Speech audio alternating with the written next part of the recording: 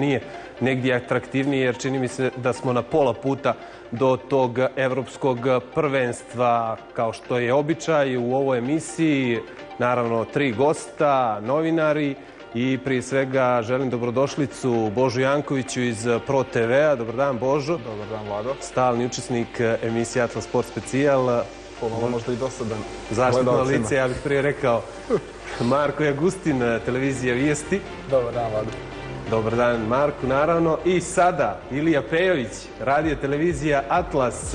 Mnogi će se možda pitati otkud Ilija Pejović u ovoj emisiji, s obzirom da je poznat kao, ajde da kažem, upečatljiv glas radio Atlasa, upečatljivo... Demistifikovan umeđu vremenu. Da, televizijsko lice Atlas televizije, ali Ilija Pejović koji se aktivno bavio fudbalom do 18. godine. Do sada te gledalci nisu mogli vidjeti u emisijama ovakvog tipa i da razgovaraš na temu prije svega fudbala, prije su to bili neke muzičke show biznis varijante. Ajde da im otkrijemo tu neku tajnu. Pa dobro, u svakom slučaju ovo je generalno jedna nova uloga za mene, gosta, a ne domaćina u emisiji. S druge strane, ja ću se potruditi da apsolutno kao laik nastupim u cijeloj ovoj priči među zaista ljudima koji su puno stručni od mene u tom pogledu. Analiza, komentara i tako dalje vezano za fudbal, ali ja sam jedan veliki fudbalski fan. Kao što si rekao, igrao sam fudbal u jednoj jako talentovanoj generaciji. Ne govorimo o sebi, već o momcima koji su igrali sa mnom. Eto, ako si me već ovako i najavio kao nekog koji je igrao fudbal, da kažem da je to su bile mlađe kategorije Zabjela još davnih sredine 90-ih godina, kada se okupila jedna fantastična generacija. Evo, da pomenemo da je Nenad Brnović, koji igra trenutno u budućnosti, bio tu. Mladen Božović, koji je golman reprezentacije zapravo nekoliko godina iza nas nastupio, i tu je bilo toliko sjajnih igrača koji se, nažalost, upravo zbog tog vjerojatno jednog nezgodnog vremena u kome se sve to dešavalo, više ne bave fudbalom nego nekim sasvim drugim stvarima, ali siguran sam da i oni danas jako rado gledaju fudbal i upoređuju se negdje sa ovim ligaškim igračima i reprezentativcima, gdje su sigurno mnogi od njih mogli da nađu svoje mjesto da su se okolnosti drugačije poklopile. Da, u svakom slučaju, kao i Boži, kao Marko, kao ja, negdje koji moramo negdje s profesionalne strane da pratimo utakmice, ti to sa neke navijačke, kao veliki navijač budućnosti i reprezentacije Crne Gore, čak interno, evo da kažem, gledalcima Atlas televizije, kada ne možemo da pratimo utakmicu, onda dođemo do prostorija u Atlas televiziji, odakle imamo dobar vidik, kada je tako da kažem, i ispratimo makar utakmice kada je budućnost prije svega u pitanju. Da, kada su u pitanju ove domaće ligaške utakmice na kojima prije svega nastupa budućnost na stadionu pod Goricom, ali kad je reprezentacija u pitanju, gledamo svaki mogući način pa da ipak budemo na tribinama, a ne da gledamo iste, kako bi mnogi pomislili, VIP lože koju gore imamo u Atlas televiziji. Međutim, ipak osjećaj je uvijek mnogo bolji kad ste na terenu. Naravno. Da pređemo, poslije ovog kratkog uvoda, da pređemo naravno na tu jedinu temu, a to je crnogorska reprezentacija. Ovo je moj komentar praktično na dešavanja u crnogorskom fudbalu u proteklih 8 mjeseci. Brojali smo dugo i bolno na početku mandata Cica Kranjčara. Čak se plašili nokauta crnogorskog fudbala. Neiscrpni optimizam fudbalskog boema i trenerskog vagabunda zvučao je tupo i nerealno.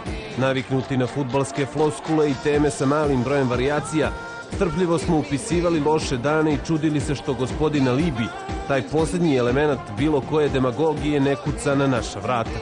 Cico je samo tražio da sačekamo prave takmičarske mečeve.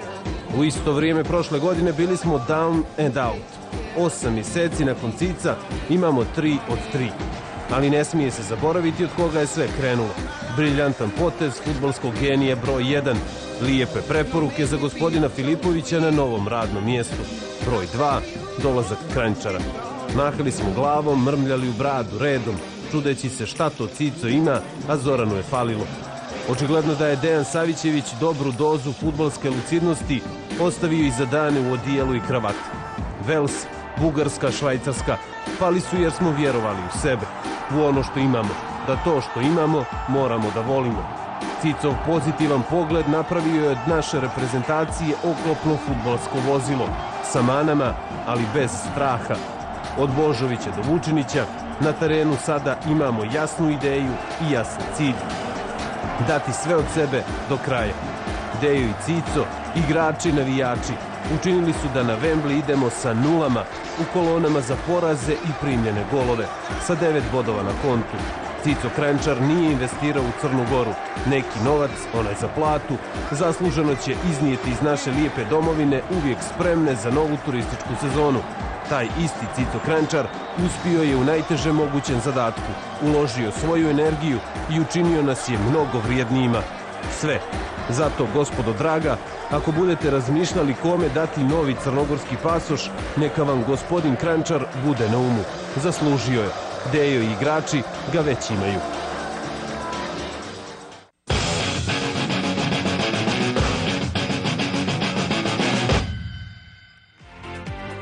Eto, u ovom prilogu pomenuto je sve i svašta. U 8 mjeseci dosta stvari se izdešavalo. Božo, da krenemo prije svega ovog posljednjeg duela, ove utakmice sa Švajcarskom. Prije meča očekivali smo jedan, naravno, neizvjestan duel, da pokušamo da nastavimo tu tradiciju, da pobijedimo nekoga sa 1-0 i na kraju se to ispostavilo kao izuzetno tačnim, jel? Pa rekao bih da pomalo sve tri utakmice naše reprezentacije u ovim kvalifikacijama sliče jedna na drugu i zbog rezultata i zbog samih dešavanja na terenu.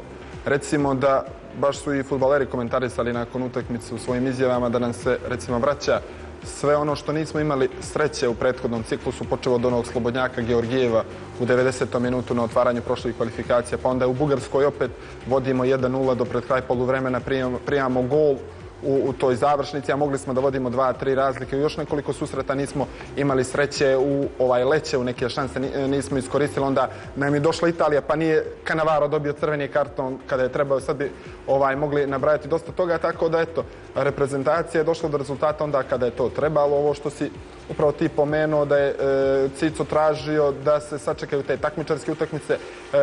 Poslije 3 poraza već u onim prijateljskim, već su mnogi poprilično bili skeptični po pitanju mogućnosti da Kranjčar napravi neki korak više u odnosu na Filipovića. Onda smo pobjedili u generalnoj probi pred kvalifikacije Sjevernu Irsku, koju su mnogi omalovažavali kvalitet te reprezentacije. Mi njih dobijamo bez 3 ili 4 standardna protivnica, a onda počinju kvalifikacije, ti isti Sjeverni Irci pobjede u Sloveniji, pa igraju neriješeno kod kuće sa Italijom, tako da pokazuju na neki način, oni svoj kvalitet u prošlim kvalifikacijama su dugo bili u trci za makar za to drugo mjesto.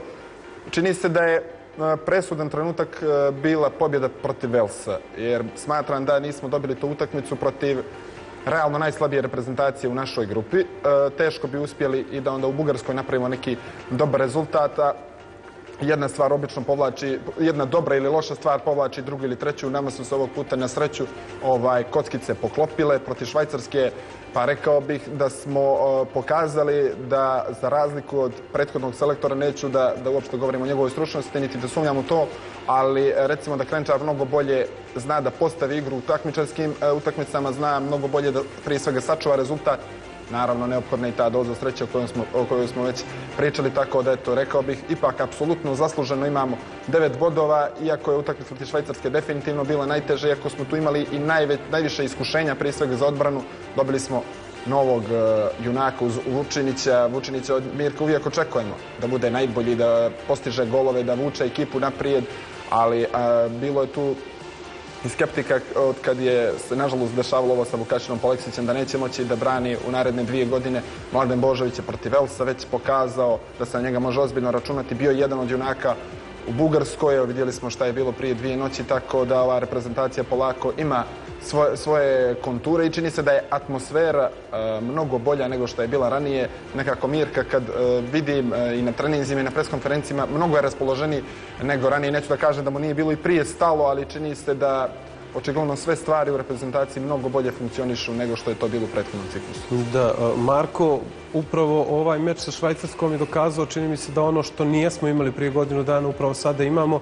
Ovo su isti igrači, čak manjak 2-3 standardna i imamo makar jasan cilj, dati sve od sebe, što nijesmo ni u kom slučaju imali kod Zorana Filipovića, možda u jednom meču onda protiv Bjelorusije. Čini mi se da je to bilo prijateljski onaj duel kada je posljednji meč u stvari za njega. Kranjčar kao da je preporodio ove momke, kao da ih je mentalitet da mogu da dobiju, da mogu da dobiju jače selekcije od sebe. To smo vidjeli protiv Švajcarske, znači u najavama meča Kranjčar uvijek ističe da smo mi favoriti da idemo na pobjedu i protiv Bugarske i protiv Švajcarske, što za razliku od Filipovića koji je imao cilj da ne izgubimo, malo drugačiji pristup meču. Izgleda da su igrači to shvatili da, bez obzira što su Švajcarci igrali na svjetskom prvenstvu, dobili Španiju, pričalo se toliko o njima na papiru kvalitetnijim po pozicijama od nas, shvatili su da mogu da se nadigravaju sa njima i da, što da ne, znači, osvoje 3 boda kao što se ispostavilo na kraju. Sam pristup utakmici je drugačiji bio. Znači, igrači najavljuju uvijek pobjedu, da će dati sve od sebe. Igrači na terenu pokazuju veću želju, motiv da igraju protiv jačih reprezentacija i slabih, kao što na primjer Wales. Napokon imamo konstantno, znači 3 meča igramo isto. Ista igra, defanziva dobra, nema onih 15 minuta, 20 zadnjih kada su prije u prošlim kvalifikacijama bukvalno paničili naši... Da, panično spucavanje lopte u protivničku polovinu, bez ikakvog... Kao ragbi da se igra samo što dalje od gola. To znači baš je unio sigurnost, vidi se da je sa Đudovićem sjajan tandem štoperski. Mladi Savić je pokazao, iako je štoper da na desnoj strani sjajno funkcioniše, da imamo tu alternativu kad nema Sava da Savić ga zamijeni i to je vrlo dobro odradio protiv Švajcarske. A Mirko je potvrdio svoju klasu, znači konstantno, znači znamo da kad ne ide, kad gužva Mirku dati loptu da on zna da riješi jednim potezom cijelu situaciju. Ali ovo je negdje interesantno, ali naravno pričat ćemo gospodinu Kranjčaru kasnije. Interesantno je da bilo ko sada kad uđe na teren, kada treba da odigra, liči, potpuno je drugačiji igrač nego u odnosu na ono prije godinu dana. Sada pričamo, možda smo omalovažavali ili stavili na neki niži stepenik i Novakovića, i Zverotića, prvi ja što se tiče Zverotića, i Đudovića. O Mladenu smo pričali kao opet čovjeku koji je otišao da brani tamo negdje u neku Mađarsku i da Partizan, praktično se odrekao njegovih usluga. Sad imamo situaciju da podižemo ih na neki pijedastal i da govorimo o njima da su oni, eto, nisu baš supermeni, ali to je tu, neđe blizu. Dobro, prošle kvalifikacije su bile prve za nas gdje smo nastupali i bukvalno možda to trebalo taj period da se istrpe te jedne kvalifikacije, da igrači osjete te takmičarske mečeve, jer većina njih nisu igrale te jače utakmice, mislim, eto, na Novakovića, Đudovića koji su igrali u Ruskoj ligi, u nekim prosječnim klubovima, morali su da osjete malo igrati protiv Italije, evo sad kao što će protiv Engleske, Švajcarske, Velsa, malo samo da osjete te mečeve i čini mi se da se nakon godinu dana dolazi sve na svoje mjesto. Znači, igrači znaju šta se od njih traži, koliko mogu, čak i u nekim situacijama daju i 110% sebe, kao što se spomenuo Zverotića, koji polako izrasta u lidera nekog na sredini terena. Da, što je potpuno čudna situacija.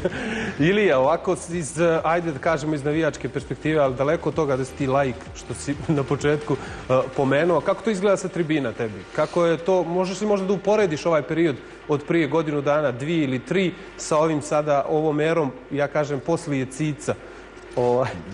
Prije i poslije Cica, da, zapravo nije poslije. Ja se nadam da će ovakav Cica ostati još dugo ovdje i da će biti period prije i sa Cicom. Dakle, s tim što ja sam zaista sklon da vjerujem da tog motiva i želje nije falilo ni u prethodnom ciklusu.